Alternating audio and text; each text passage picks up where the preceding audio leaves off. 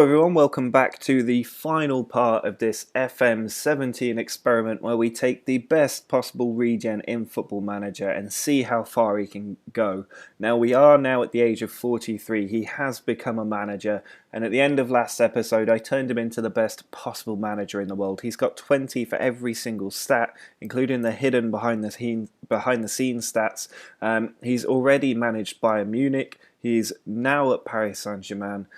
He's won competitions already as a manager because he had such a high reputation. If we just have a look, he's already won the Coupe de France and Ligue 1. With Bayern, he won the Bundesliga, the DFB Pokal, and the UEFA Super Cup.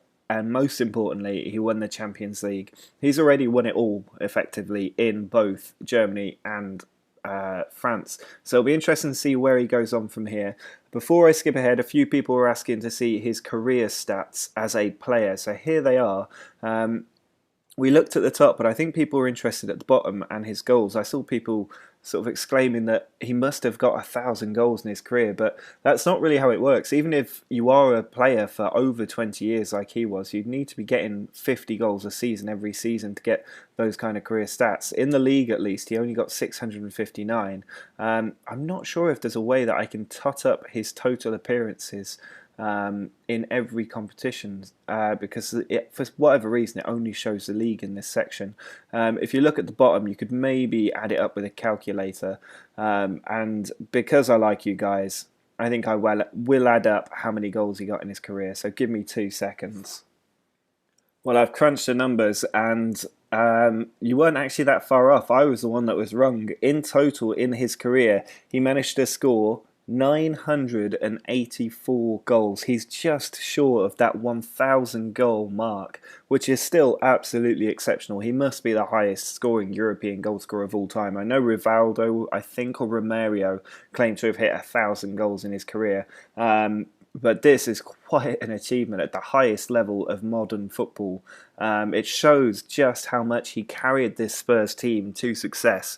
I haven't added up the total number of games, but if you use the same ratio as the league, for the other competitions, you could probably guess that he had about 1,400 games in his career, scoring nearly 1,000 goals. He was only 16 short in the end, which is quite unfortunate. If we'd given him the maximum stats and frozen his attributes early on in the career, he would have had 10s all across these early seasons, because towards the end he started to get 30s.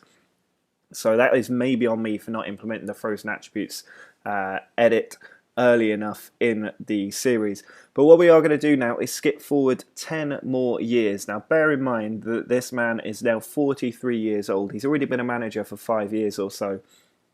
10 years from now, he'll be at the peak of his managerial career. He'll be experienced, he's got the perfect stats, and he'll have been at big clubs already. So once we've gone 10 years into the future, I'm not going to go any further into the future. It will end at that point, but I'm quite excited to see how he's got on. Well, we're now at the year 2053, so we're 10 years further into the future. It's a long time from where this series first started, and you can already see Giancarlo II is back at Spurs. He is a manager of Tottenham Hotspur, which just brings this save full circle, really. The only shame is that he didn't stop off at Newcastle. Well, he might have stopped off, but it doesn't look like he would have dropped down that much in this time. He's now earning 91 grand a year, still not as much or anywhere near where he was as a player. He was earning 300 grand a week when he stopped playing football. But he's got a National A licence. He doesn't even have the UEFA Pro licence, which I find absolutely incredible that he's gone through this much management without getting that role. He's still got the perfect stats. As you can see at the bottom left, he did move from PSG pretty much a season or so after we left them. We left them in 2043, I think.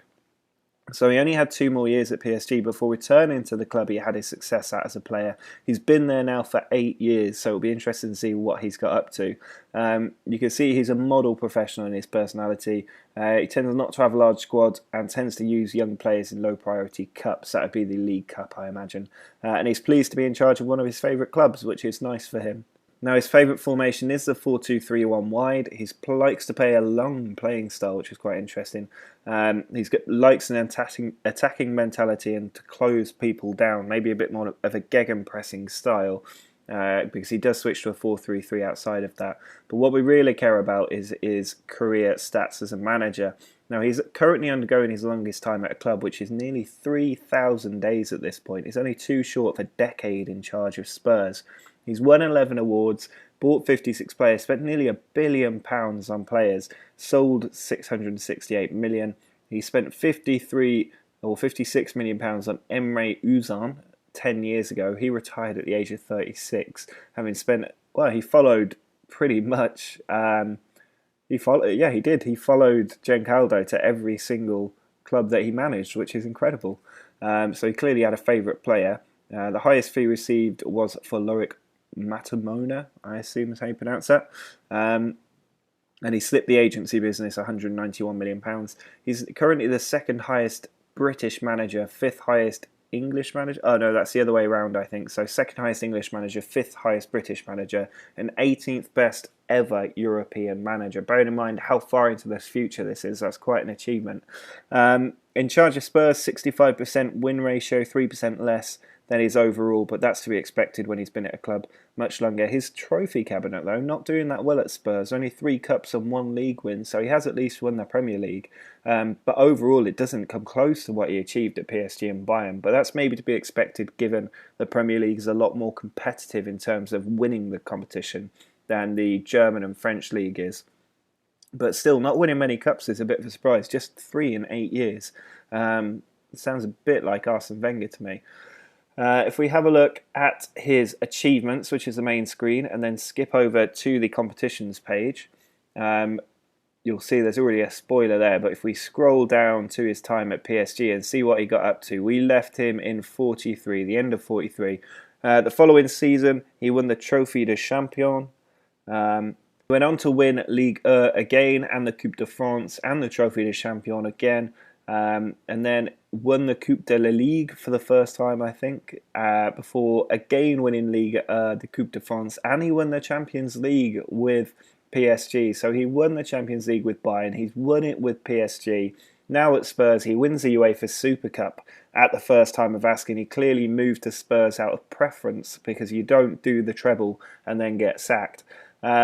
And then in 2045-6, it doesn't look like much really happens. He finishes runner-up in the Premier League in his first season. We go through the next season, runners-up in the EFL Cup, and finishes 4th in the Premier League. So not the most successful time. If we keep going through, runners-up again in the Premier League. He's not really winning anything right now. If we keep going up, he does finally win the Premier League in 2049. That was 4 years ago. But it means that he's done the league in Germany, France, and now England. Runners-up in the Community Shield the following season. Finishes 3rd trying to defend the title. Not the best position. Still no real success in the Champions League. Getting knocked out of the knockout stages or group stages every season. But did make the Europa League final and went on to win it, whilst finishing 3rd in the Premier League. Only runner-up in the UEFA Super Cup the following year. I don't think he's won the Europa League as a manager before now, so he's now added that to his collection. He did win it, I think, 3 times as a player with Spurs, at least twice. Finished 3rd in the Premier League again. More hints of being like Arsene Wenger.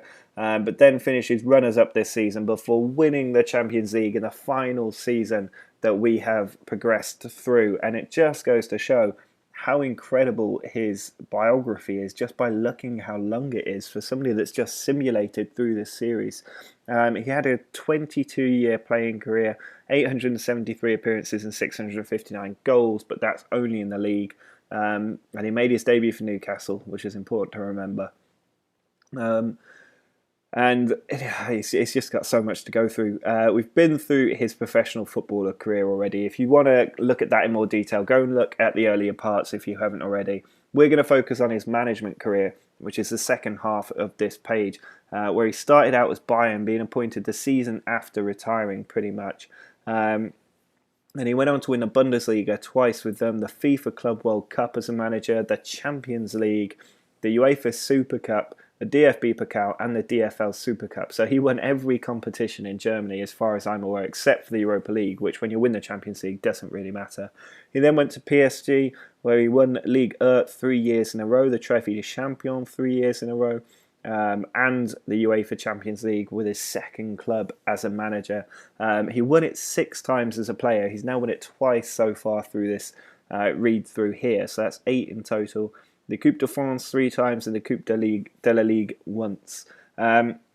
Then he moved to Spurs, where he's won the Premier League, the Champions League for the 3rd time as a manager at his 3rd different club, which is just absolutely phenomenal. Won the Europa League as well and the UEFA Super Cup. He's won every competition going as a manager.